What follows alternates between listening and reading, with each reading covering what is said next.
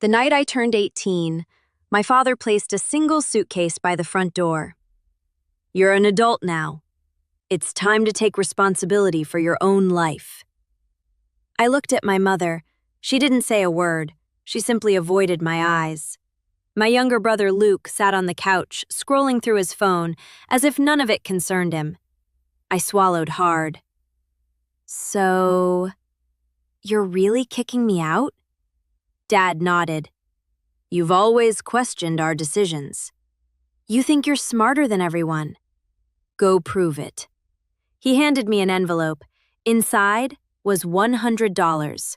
Nothing else. No car, no savings, no plan, just $100 and a locked front door.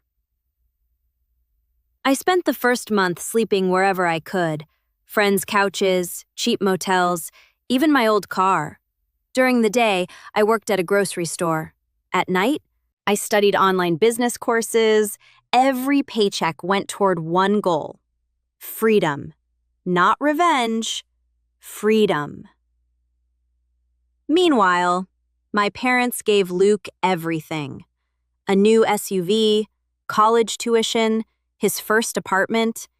Even when he changed majors 3 times, Dad proudly called him my investment. Relatives often asked about me. Mom always gave the same answer. Emily didn't want to follow the rules, so she chose her own path. Nobody ever heard the real story.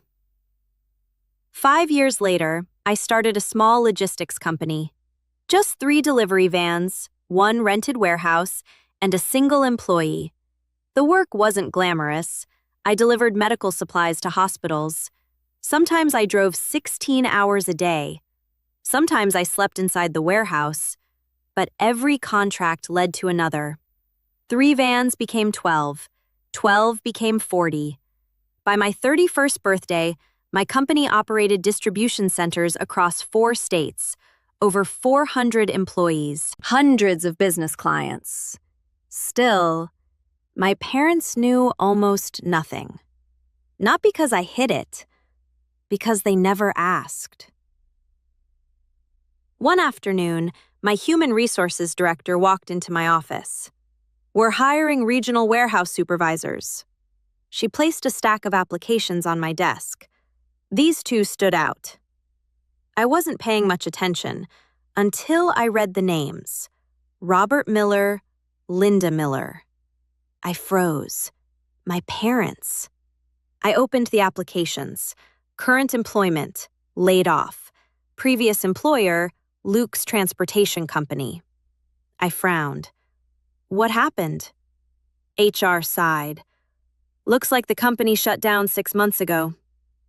The owner filed for bankruptcy." Luke, again. I leaned back in my chair. For years, everything had been handed to him. Now, everything was gone. HR smiled. "They both have decent experience. Should we schedule interviews?" I quietly closed the folders. "Yes," she nodded. "I'll arrange interviews for Thursday." As she reached the door, she stopped. "Oh, they don't know this company belongs to you." I looked through the office window toward the company logo outside. "No, they don't." Thursday morning arrived. The reception area was already busy.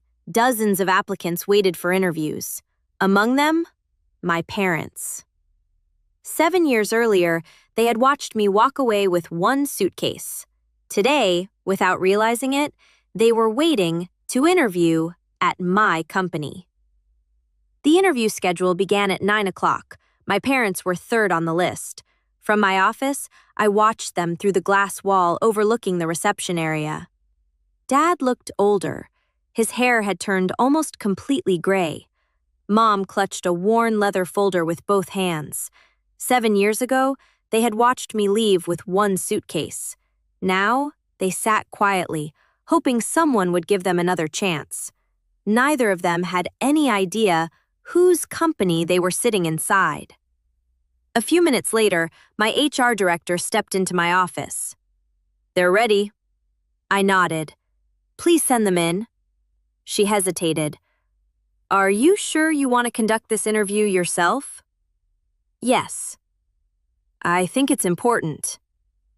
The conference room door slowly opened. My parents walked inside. Dad stopped immediately. His eyes locked onto me. For a second, he looked genuinely confused. Emily? Mom whispered. What are you doing here? I stood and smiled politely. Good morning. Please, have a seat. Neither of them moved. Dad looked around the room. The executive office, the company awards, my name engraved on the glass wall.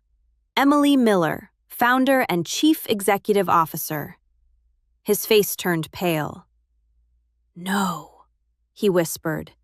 Mom slowly turned toward the wall. She read my title again, then covered her mouth. This is your company? Yes. For the past 7 years.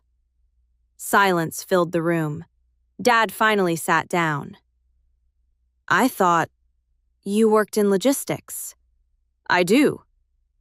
I built one. Mom looked around the office. We never knew. I smiled gently.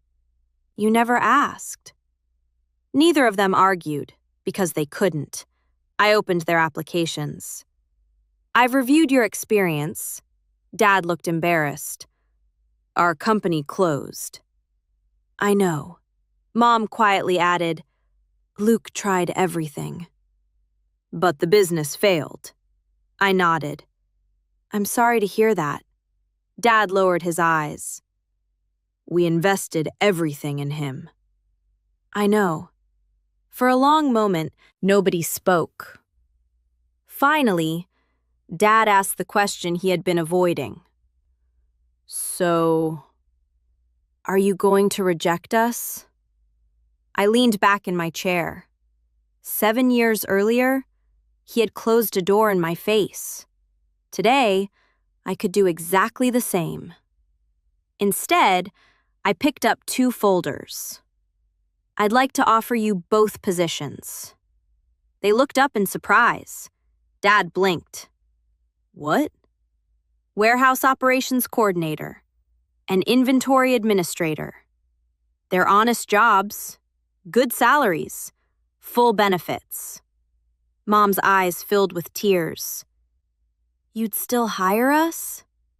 Yes. Dad looked confused. After everything we did? I smiled softly. I'm building a company, not collecting revenge. Dad couldn't meet my eyes.